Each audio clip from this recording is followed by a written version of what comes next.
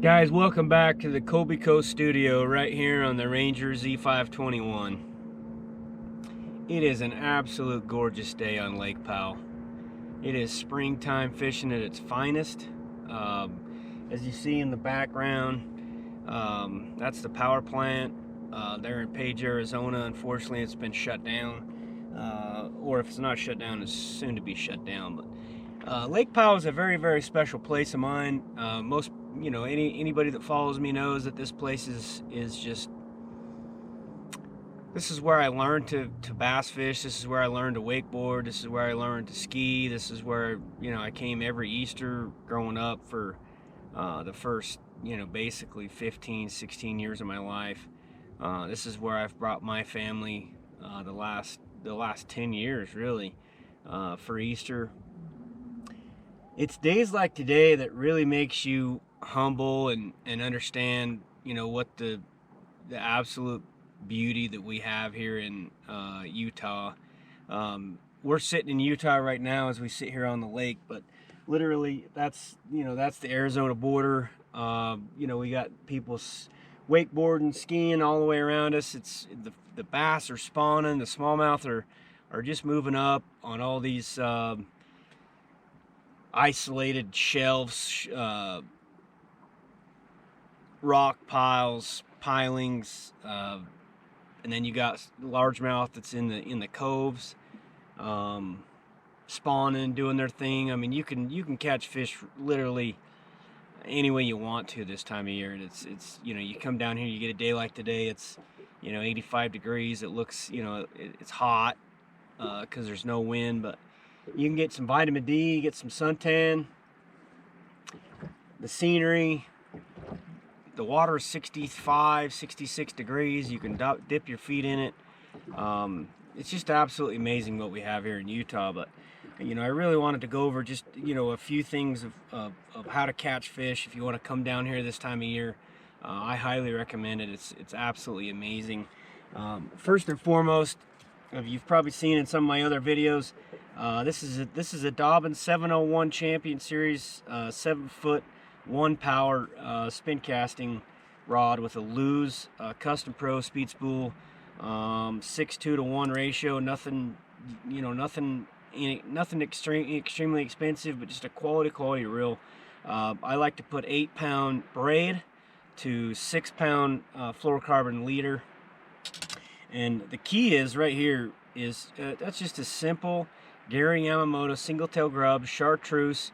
I like to match the jig head to the color of the grub, just simply because it's a confidence thing for me. I like to rig the curl tail so it's down, the hook's up, the curl tail's down. That keeps it from hooking on the in the end of the hook all the time. But what I do with this, I pick an area that I want to go fish. And this is my search bait. This is what I start with in tournaments. This is what I start with when I'm practicing. I always start with the single tail grub, no matter where I'm at on a lake.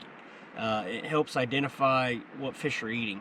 If you put a chartreuse one on, they're not eating. You change it to white, they start eating white. Then you need to adapt to white. If you put a green pumpkin, then you need to adapt to green pumpkin. But this gets bit. This is going to catch a ton of fish.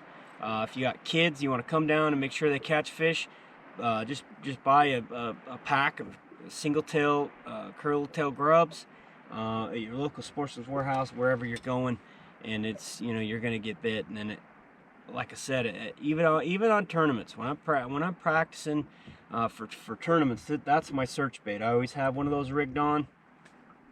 It helps me dial in the color. Typically, you're going to catch smaller fish with it, and it helps you dial in the color. And then you can adapt and go to the different color, and then you can go to a spinnerbait or chatterbait, crankbait, just all kinds of things. So don't ever eliminate the single tail grub.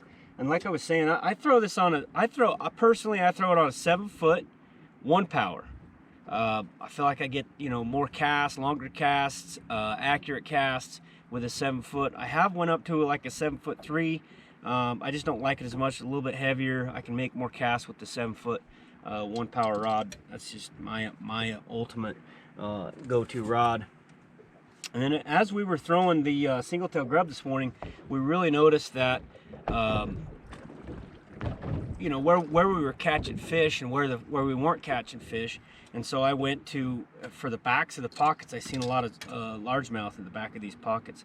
So I went to a 5-inch Gary Yamamoto Pro. This is a 5-inch Pro, a little bit sleeker, a little bit thinner, with a 3/0 Lunker City. The reason I like the Lunker City hooks is you'll see they're squared off. So with the Senko, you know, fishing the Senko, the squared off hook really helps keep that Senko square. It keeps it on there. You're able to catch, you know, maybe 2 or 3 more fish with that squared off Senko. And I just rig it Texas rig, you know, real simple, real quick. Make sure it's weedless, because you're throwing it up there in that cover. And again, this is a Gary Dobbin. This is a Dobbins Champion Series 701, same rod, same reel, Lew's Custom Pro, absolutely the best spin casting reel on the market. 8-pound braid to 6-pound fluorocarbon, and there you have it. What I'm doing with that is just basically finding isolated rocks, isolated structure, casting it up to them, let it sit. And if there's a largemouth sitting there, they're, you know, most likely they're spawning this time of year, and so they're either up there guarding, because they're very protective, and so you cast it up there, they're either there or not. So you can really cover a lot of water. A lot of people know that follow me. I love to cover a ton of water.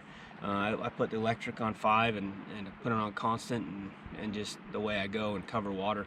When you get bit, then you can slow down. That's when I go to my next baits. So once I get to a cove and I got 1 or 2 bites, then I go to my next bait, and I really dial it in. And this is key. This is a heavier setup. This is obviously a bait caster. This is a 704 Dobbins Champion Series rod, 7-foot 4-power. So it's it's still pretty fast tip, but it's a 7-foot medium heavy, so it's got enough backbone you can really lay into them. But I go up to 15 pounds. This is 15-pound fluorocarbon.